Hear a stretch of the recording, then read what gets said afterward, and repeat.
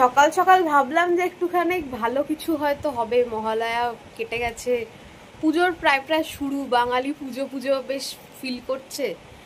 রাত্রিবেলা থেকে এত বৃষ্টি, কি আর বলবো তোমাদেরকে। ঘুম থেকে উঠে গেছি হঠাৎ করে সকালবেলা ভোর 5টার সময়, আর উঠে দেখছি নিচে, মানে যেখানে বসে আছি খাটে তার ঠিক নিচে দেখো, দেখতে পাচ্ছ চারিদিকে জল। বাকিটা কাকিমা দেখাবে, দেখি আসো কাকিমা।